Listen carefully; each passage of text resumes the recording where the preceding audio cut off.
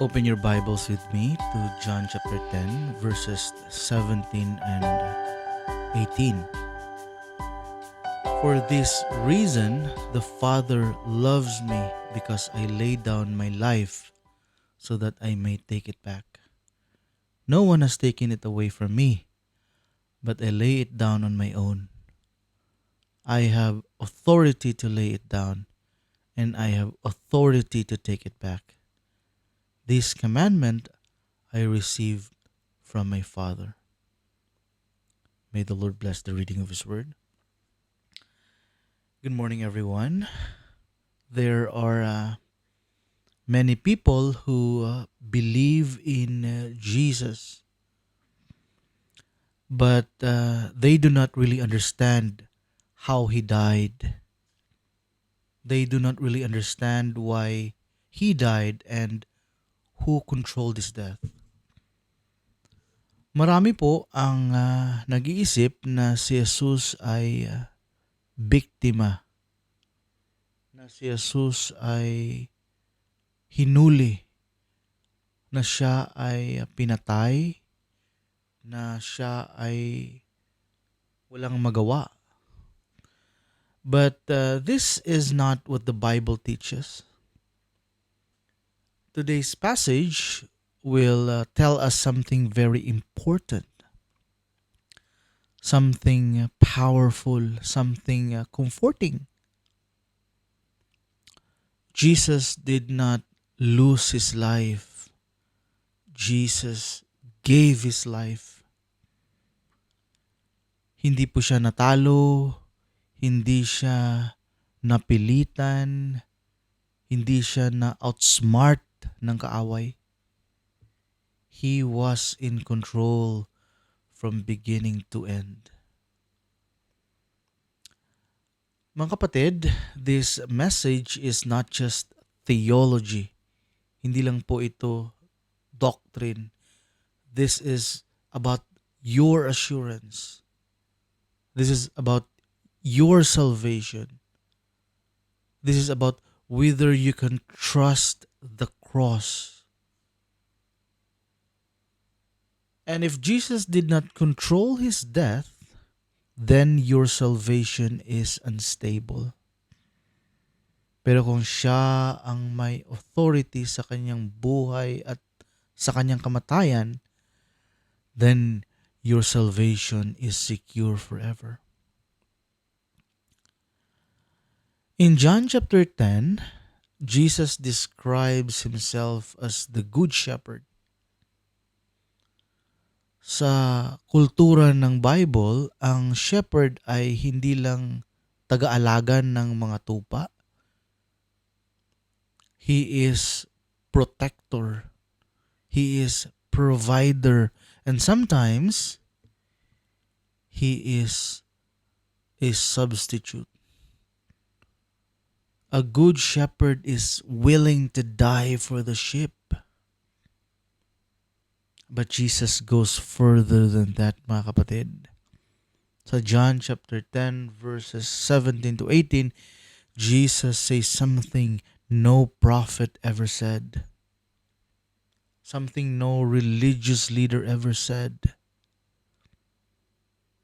Ang sabi ni Jesus, I lay down my life.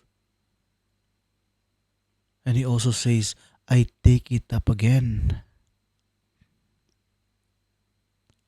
Only God can say that. Mga kapatid, we are not listening today to a weak Savior. We are listening to the Son of God. Son of God who speaks with calm authority. Hindi siya galit. Hindi siya defensive. Hindi siya nag-i-explain para ipagtanggol ang kanyang sarili. He simply tells the truth. And as we study these verses, we will not imagine what they mean. We will not insert our opinions. We will let the text speak. We will read the words. We will observe the grammar.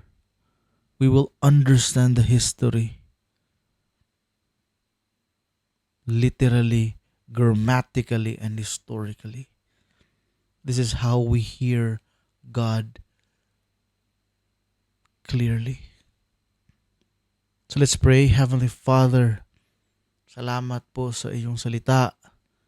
Salamat na hindi ito malabo. Hindi ito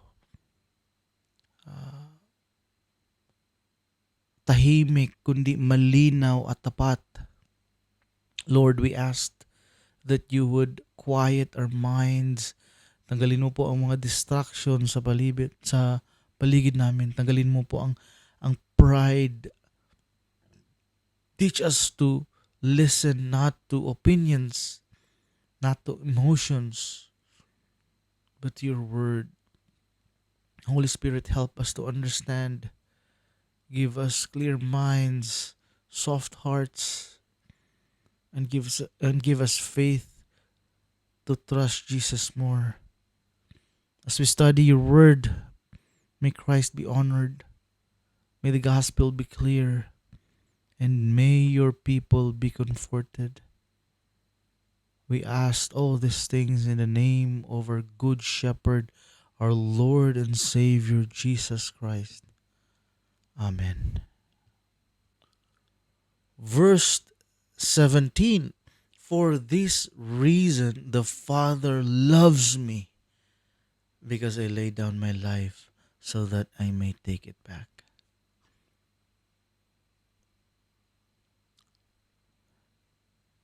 Makinig po tayo ng mabuti mga kapatid, dahil ang sasabihin ni Jesus dito, ito po ay hindi karaniwang sagot. Sa verse 17, ipinapakita ni Jesus kung bakit siya minahal ng Ama. Hindi niya sinabi, the Father loves me because I do miracles. Hindi rin niya sinabi, the Father loves me because many people follow me. Mas malalim ang dahilan. Jesus says this, for this reason, the Father loves me because I lay down my life. Mga kapatid, the love of the Father is clearly connected to the obedience of the Son. Hindi ito obedience na sapilitan. Hindi ito obedience na mabigat sa loob. Ito ay obedience na kusa. Buo ang loob. May pag-ibig. Willing obedience. And notice carefully the words of Jesus. Ang sabi niya, I lay down my life. Hindi niya sinabi, my life is taken from me. Hindi rin niya sinabi, I lose my life. Simple lang sinabi niya, pero malinaw. Sabi ng Panginoon, I lay it down. That means choice. That means intentional. That means authority. In Philippians chapter 2, the Bible tells us that Jesus humbled himself by becoming obedient to the point of death, even death on a cross. Mga kapatid, the cross was not weakness. The cross was obedience. And because of that, kailangan nating maintindihan, the cross was not an accident, mga kapatid. Hindi po ito biglang pangyayari. Hindi po ito pagkatalo. Hindi po ito plan B. According to Acts chapter 2 verse 23, Jesus was delivered up by the predetermined plan and foreknowledge of God. Ibig sabihin mga kapatid, ang cross ay na pagpasyahan na sa langit bago pa ito isagawa dito sa lupa. God was never surprised. The Son was never confused. Everything moved according to God's perfect plan.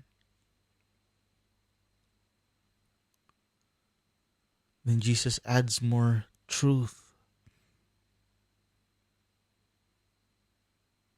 He says that he lays down his life so that he may take it up again.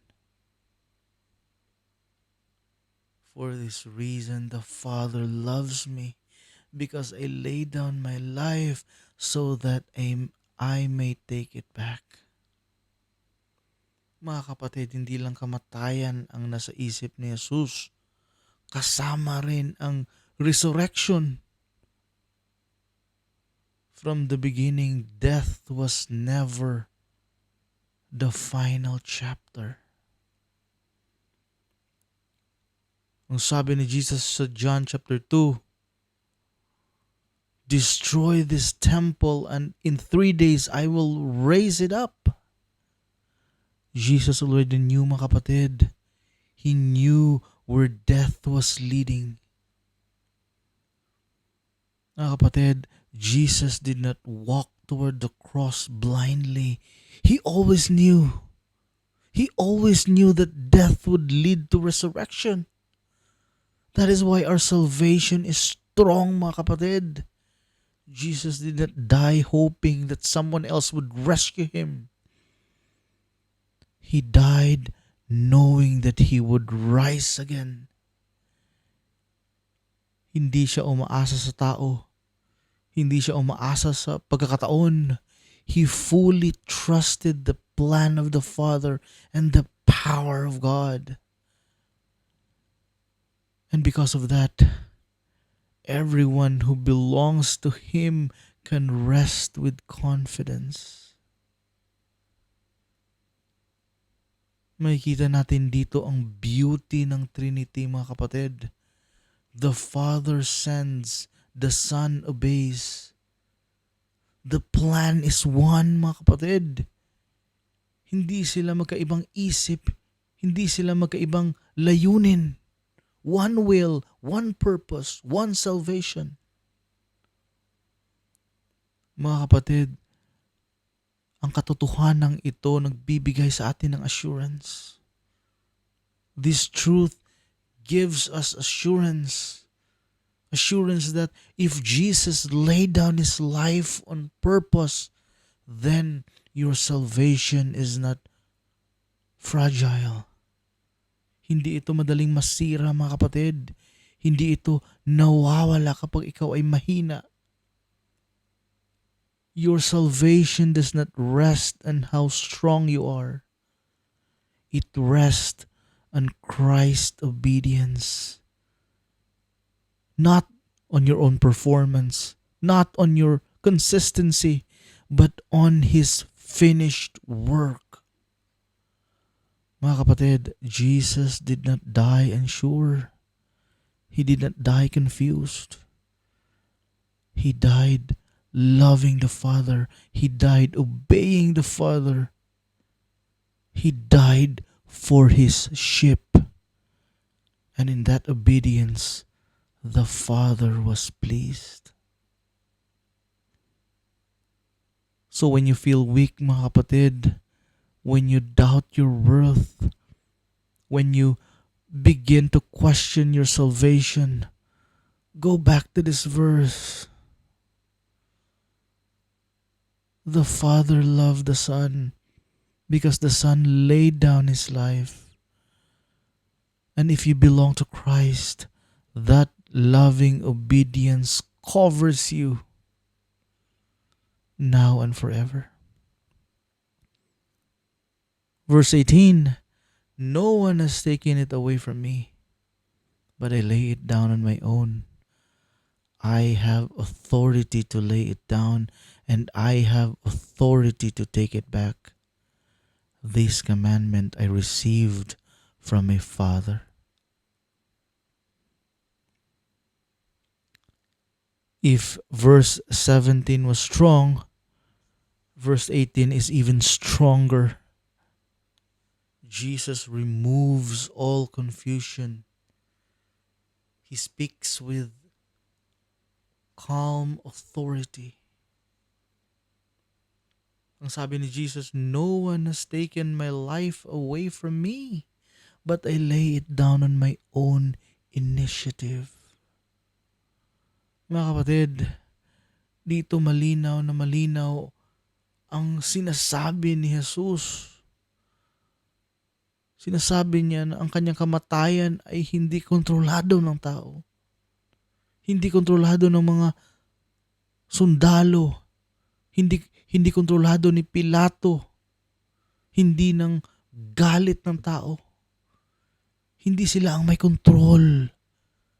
Jesus himself says it plainly, "No one takes my life from me."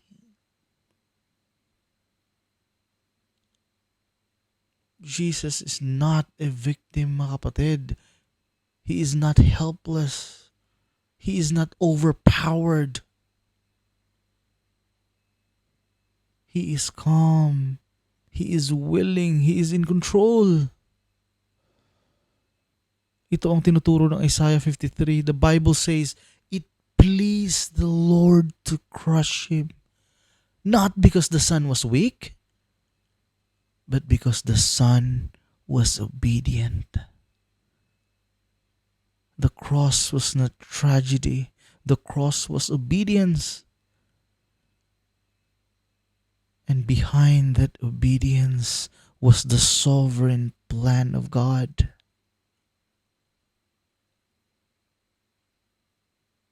And Jesus continues. Ang sabi niya, "I have authority to lay it down, and I have authority to take it up again." Mga kapatid, this statement is very, very important. The same authority that brings Jesus to the cross is the same authority that brings him out of the grave. Mga kapatid, only God has that kind of authority. In Deuteronomy chapter 32 verse 39, the Lord himself says, "I put to death and I give life." So when Jesus speaks like this about himself, mga kapatid, he is claiming divine authority. Hindi siya anghel.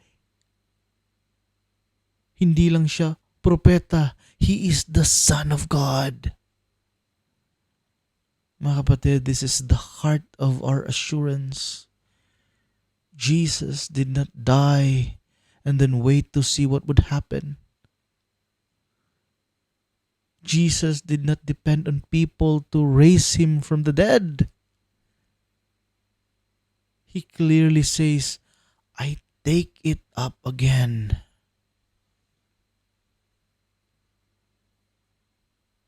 Resurrection is not luck. Resurrection is not chance.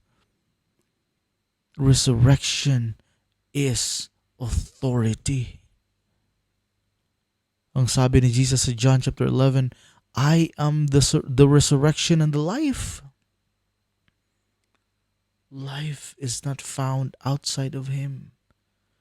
Life is not borrowed from another. Life is in him. Then Jesus says one more thing. Ang sabi niya, "This commandment I received from my Father." Mga kapatid, this statement is very important. Makikita natin dito ang perfect unity. The Father commands, the Son obeys. Not because the Son is less, not because the Son is forced, but because their will is one. Mga kapatid, there is no conflict in the Trinity. Hindi magkaaway ang Ama at ang Anak. Hindi magkaibang plano. Hindi magkaibang layunin. One purpose, one redemption plan, one saving work. And because of that, we must understand this clearly, mga kapatid. The cross is not cruelty. The cross is not abuse. The cross is covenant love. It is planned, willing, and holy. Bilang Kristiyano, this truth gives us deep peace. If Jesus has authority over his own death, then he also has authority over your salvation. Hindi ka inililigtas ng chance, mga kapatid. Hindi ka inililigtas ng lakas mo. You are saved by the authority of Christ, the obedience of the Son, and the perfect will of the Father. And because of that, you can rest. Your salvation is held by the sovereign hands of Christ. Jesus is not only the good shepherd, mga kapatid. He is not only the good shepherd who laid down his life for the sheep. He is the risen shepherd who took his life up again. And if you belong to him, if you are one of his sheep, no one can take you out of his hand. You are safe. You are held. You can rest because your shepherd lives. For this reason, the Father loves me, because I laid down my life so that I may take it back. No one has taken it away from me, but I lay it down on my own. I have authority to lay it down, and I have authority to take it back. This commandment I received from my Father. Let us pray. Heavenly Father, salamat po sa iyong salita. Salamat na malinaw ito, nagbibigay ng assurance sa amin. Salamat po that you are the good shepherd. Salamat na si Jesus ay kusang nagbuwis ng kanyang buhay. Salamat at muli siyang nabuhay according to your perfect plan. We praise you, Father, because nothing was accidental, nothing was lacking, nothing was weak. Father, help us to rest in this truth. Kapag may takot kami, remind us that Christ is in control. Kapag may pagdududa kami, remind us that His work is finished. At kapag may guilt kami, remind us that the shepherd lives and holds us fast. Bless us, for in Jesus' name we pray. Amen.